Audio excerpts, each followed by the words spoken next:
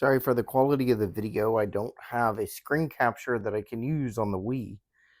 I don't have the HDMI converter, so we just have to do it this way. Now,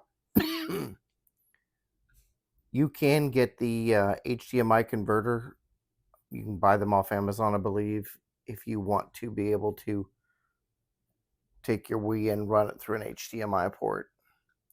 Now, we're always going to come here to Wiiflow, but there is the Rapids, and then there's a couple of Mario games over here that are preloaded. All right, so we're going to click Start.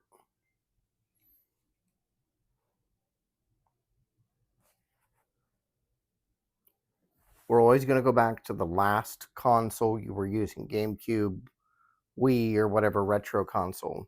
1 and 2 on your remote will do this. And change your look of, and if you want to play a game, you'll click on it. If you want to read the back, if you can, you can click on it like that.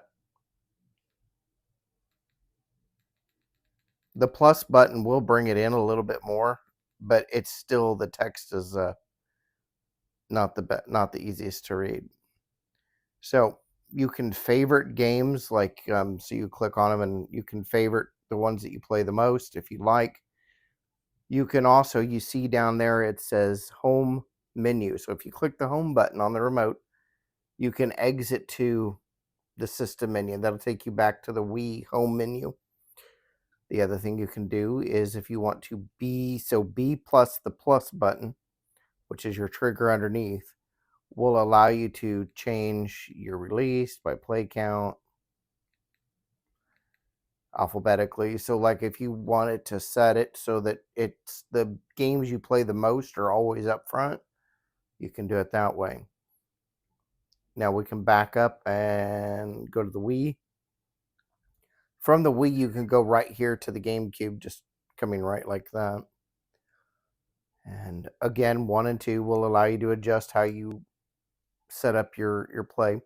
Now, if we want to go to retro consoles, hit the B button twice. Here's retro. And then again, change your layout if you want to go like this. And you can scroll through and come through, like here's N64. And unfortunately, the N64 only has this cover flow. There's nothing really it offers because the way the covers look, I guess. But same thing, if you want to play the game, click on it. Click it again then, of course, if you want to go back. And then if you want to go to a different retro console, hit the back button, which is the trigger. And then you go to your NES, SNES, N64, PlayStation. Here's your Sega Genesis, and so forth. If you ever want if there's games that you decide you want later on, all you have to do is get back with me, and I can, depending on what you want, $5 or $10, probably $10, and I can load a bunch more. I can load more retro consoles.